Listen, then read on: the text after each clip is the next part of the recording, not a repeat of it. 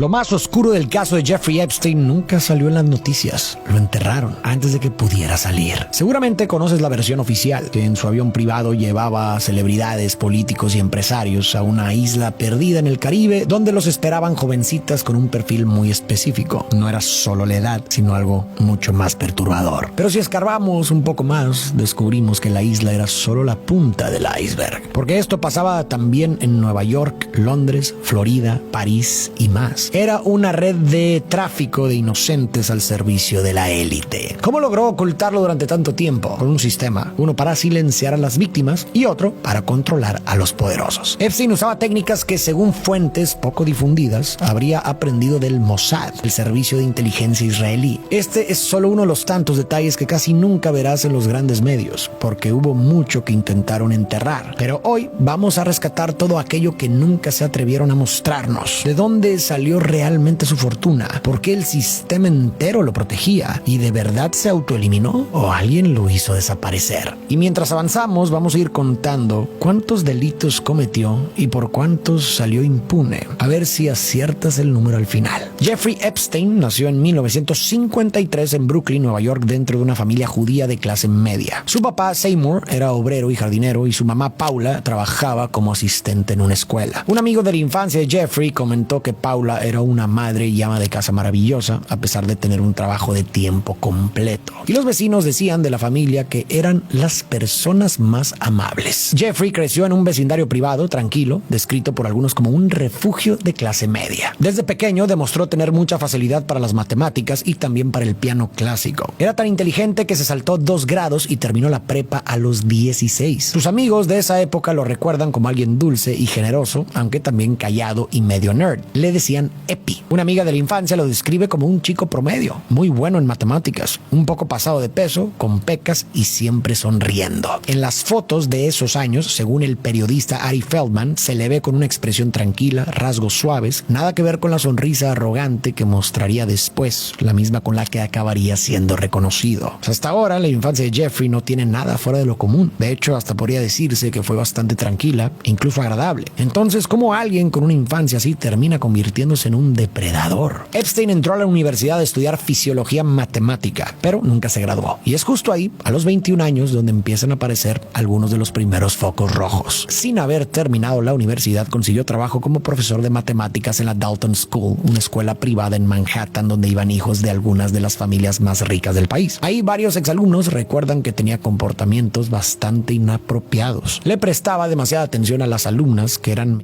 de edad e incluso asistía a fiestas donde coqueteaba abiertamente con ellas. Y aquí encontramos su primer acto cuestionable sin consecuencias. En una junta de la escuela, Epstein, con lo inteligente que era, impresionó tanto al papá de uno de sus alumnos que este lo recomendó con Alan Greenberg, CEO de Bear Stearns, una de las firmas de inversión más grandes y respetadas de Wall Street en ese momento. Esa conexión cambiaría su vida para siempre, pues poco después Epstein fue despedido de la escuela por bajo rendimiento y Greenberg no dudó en ofrecerle trabajo en Bear Stearns. Entró como asistente junior de un operador de bolsa, pero rápidamente destacó. Tenía talento para tratar con clientes millonarios y ofrecerles estrategias para pagar menos impuestos. Aquí encontramos su segundo acto cuestionable, jugando en la línea delgada de la ilegalidad. ¿Y recibió alguna consecuencia? No, al contrario, lo premiaron, lo hicieron socio limitado. Sin embargo, al poco tiempo metió la pata. En una de sus jugadas financieras, Epstein rompió una ley, lo que obligó a la empresa a despedirlo. Epstein fundó su propia empresa de consultoría.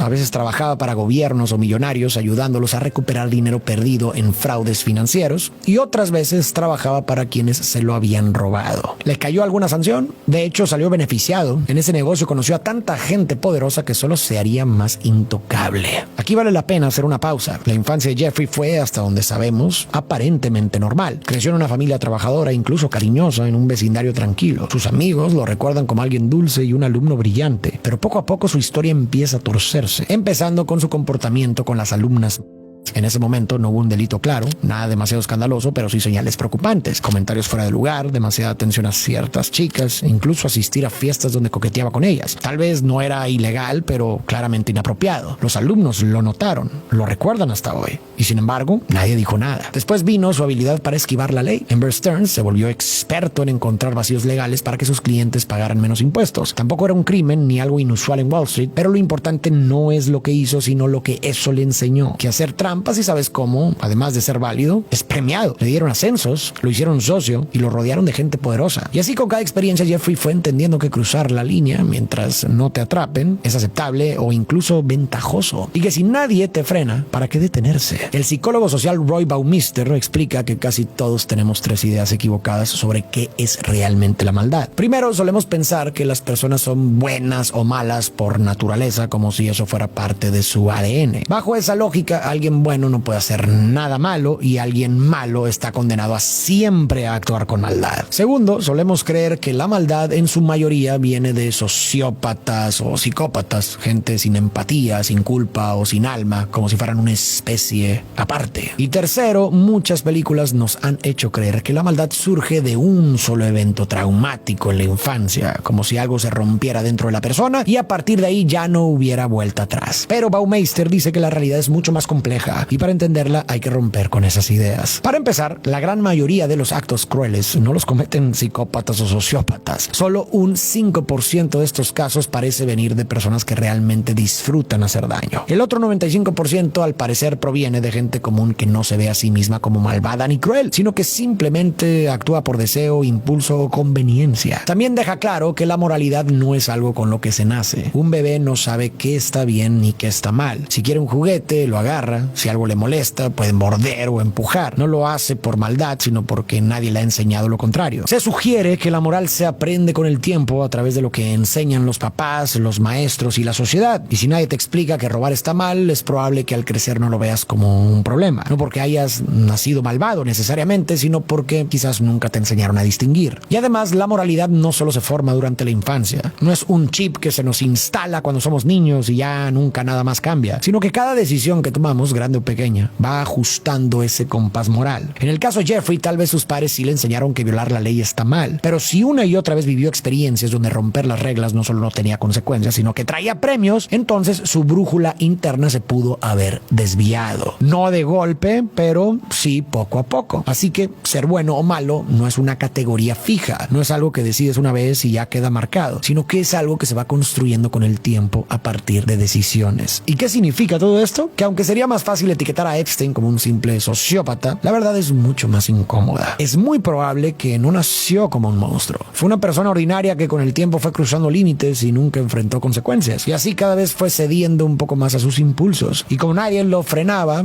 al contrario, lo premiaban, siguió avanzando. Y eso es escalofriante, porque si Epstein hubiera sido simplemente un sociópata, podríamos quedarnos tranquilos pensando que fue un caso aislado. Pero si no lo era, entonces implica que muchas otras personas, si supieran que jamás serían castigados, también serían capaces de hacer lo mismo. Y parece ser que eso fue lo que pasó. Las mansiones de Epstein se convertirían en el punto de encuentro de algunos de los hombres más poderosos del mundo. Políticos, empresarios, miembros de la realeza, gente que usaba su poder, su dinero y su influencia para hacer lo que querían, con quien querían, sabiendo que nadie los iba a tocar. Epstein comenzó a trabajar con clientes cada vez más envueltos en operaciones oscuras. Uno de ellos fue Adnan Khashoggi, un empresario multimillonario que en secreto ayudaba al gobierno de Estados Unidos, bajo el mando del presidente Ronald Reagan, a enviar armas a Irán, algo que en ese momento era completamente ilegal. Pero eso no fue todo. El dinero que Irán pagó por esas armas fue desviado por el propio presidente para financiar a los Contras, un grupo rebelde de Nicaragua que intentaba derrocar al régimen, algo que también estaba prohibido por el Congreso de Estados Unidos. ¿Alguien recibió una sanción? Claro que no. Cuando cambió el gobierno, el nuevo presidente los indultó. ¿Por qué? Porque él también estaba implicado. Otros de los clientes de Epstein también estaban metidos en estas cosas como espionaje y lavado de dinero. Además, viajaba constantemente entre Estados Unidos, Europa y el Medio Oriente, especialmente a países como Arabia Saudita e Irán. Lo que nos sugiere que no era un simple asesor financiero, sino que estaba metido personalmente en esas operaciones y por supuesto cobrando muy bien por ello. En ese mismo periodo, Epstein le comentó a varias personas que trabajaba como agente de inteligencia. Algunos creen que era puro invento, pero se ha encontrado que tenía un pasaporte falso con su foto, otro nombre y una dirección en Arabia Saudita. Además, periodistas analistas como Howard, Cronin y Robertson lo vinculan directamente con el Mossad, el servicio secreto de inteligencia de Israel conocido por espionaje, infiltraciones y eliminatos encubiertos. Según esas fuentes, Epstein se dedicaba a recolectar información comprometedora sobre gente poderosa para luego chantajearla. Más adelante veremos que esta habilidad para obtener información sensible sería clave para construir y mantener su poder. En 1987, Epstein empezó a trabajar con Steven Hoffman,